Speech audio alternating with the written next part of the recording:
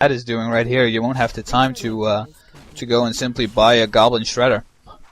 And also, if you're researching Nature's Blessing, it takes quite a while and it costs a lot of lumber, 200 lumber. And if you got enough to build your 2 lores with that, you will have to wait a really long time to be able to start your tier 3 tech or get your wisp going. And at the time that Soccer has reached tier 3, Ted has long since gotten his final upgrade, which means that when you're elf, you are putting yourself well, if you got the micro to fend off the tier 3 push, usually when undeads reach tier 3, they will be pushing you with ghouls, ghoul frenzy, some destroyers probably, and maybe a fiend or 2. They will be pushing you if they're doing this strategy, and the downside of getting Nature's Blessing is that you're putting yourself in an unnecessary disadvantage. You have the advantage, of course, to creep your panda up really quickly, but on the other hand, you're going to have to face a push when you're just when you only have your tier 2 upgrades and units, and you may have a bear or 2, but they will just die easily because they're still adeptly upgraded. And as you will be able to see in another audio commentary, which I made on a map created by my teammate and my WCR staff member, colleague staff member, Box, is that I'm unable to pronounce the word polar furbolgs.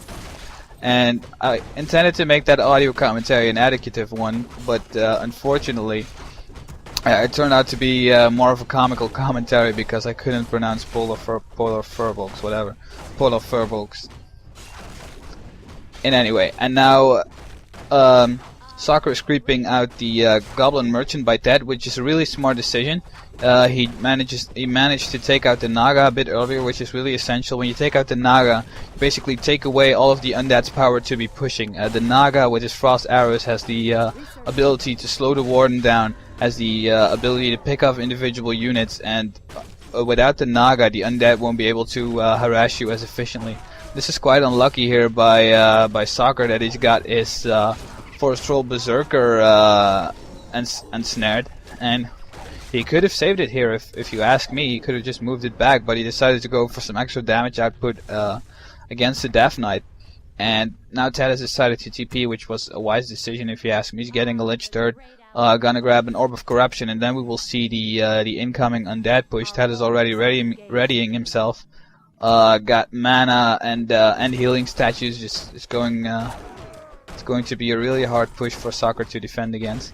And as you can see, he's creeping the other Goblin Merchant right now with his Pandaren Brewmaster. And the reason why he's going for the Goblin Merchants and not for just some Overseer camps is that the Goblin Merchants provide the best experience, and also some really awesome items are dropped by the Forest Troll Warlords, and also there's a chance of getting an EXP tomb by the Forest Troll Trappers, which happened when Soccer was creeping Ted's camp earlier.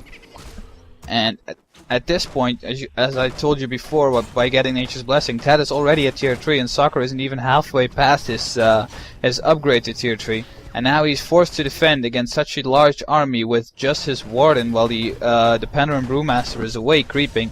And it's good that he's built his all his stuff in this little circle, but now he's forced to burn an invulnerability potion already. And the Pandaren is just level 3, picked up a really nice item, Robe of the Magi +6, and this is always really frustrating when you're elf and you can't get your Panda in position because it's getting blocked by Dryads, which are in the same group. And here the Warden falls, but the Ghouls are taking a lot of damage by Ted, and I don't think Ted had a heal scroll on him, or he already used it, and this enables Soccer to take out a lot of Ghouls. But in this situation, it is really hard for a Night Elf to be defending in this position. Again, focus going on the Naga, and as I mentioned before, the Naga really is killing the Naga really takes away a lot of the aggressive capabilities of the undead army.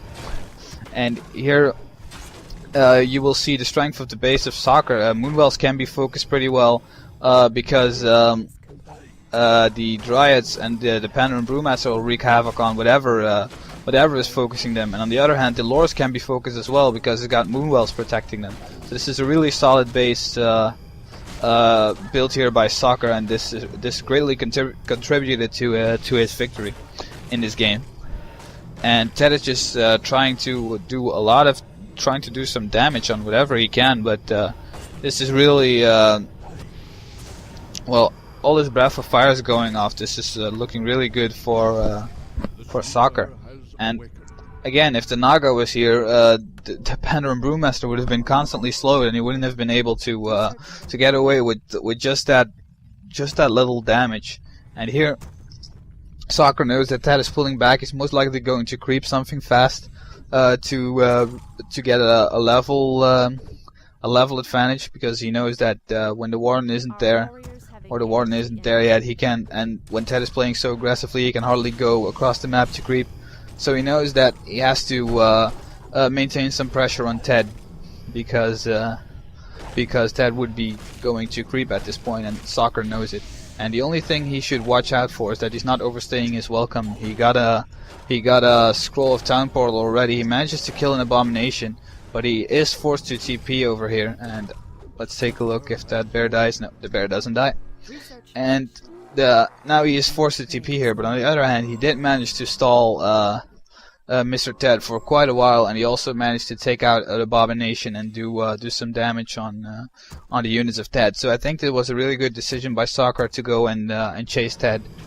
But a lot of mistakes that amateur players make is that you tend to not play aggressively versus undead at all, but sometimes it's really useful. But the things you gotta watch out for is you gotta always watch the Death Knight. Tip for any elf player when you're playing against undead: watch the Death Knight, watch how many mana he's got left, watch if he can throw a Death Coil, watch if he can't. If he can't, you can play a little bit more aggressive with a low level hero. See if you got a mana potion. Just take a look at, especially at the Death Knight and the Lich's mana pool, and that way you can decide better whether to play more aggressively or play more defensively, or just not to take a fight, or whether to take a fight or not. It's really essential, because the undead heroes basically are the spine of the undead race. Without a Death Knight or a Lich, you're going to have a death when playing against undead. Or well, without a Death Knight and a Lich with mana in a battle, you're going to win for sure.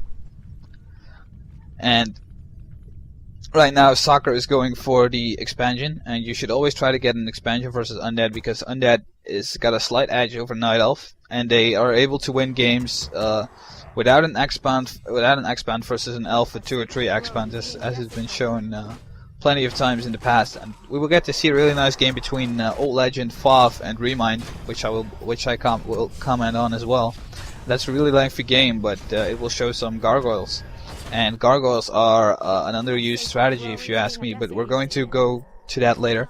Over here, Ted is pushing Soccer again. Soccer is in trouble because he's only got 50 over 30 pop. He did make an Ancient of Wind, and the reason why he's getting an Ancient of Wind is to be able to counter the destroyers more effectively, or at least grab the attention of the fiends. And at this point, you will see why the Pandaren Brewmaster is so important for Soccer. He's already leveled it up to level 5 by using his Nature's Blessing. In the long run, you could say it was a good run, because Soccer really built his base to defend against this, and it was really well thought out. But if you don't have the micro, you don't have the ability to do that, just don't go for Nature's Blessing. Just go for instant tier 3. I don't recommend doing it at all. And a really nice staff here by Soccer. But now, what you got to watch out for is that once one hero gets saved, the other one is going to die for sure. So there it died, but a lot of units are dying here by Ted. The Lich is dying here by Ted. The Pandaren Brewmaster level 5 is really important. It's even more essential than the Warden.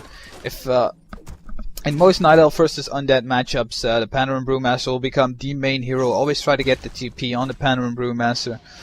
Your primary hero, whichever that may be, Demon Hunter, Warden, isn't really of that great importance anymore once the Panda gets leveled a bit. A really nice staff here by the Pandaren Brewmaster.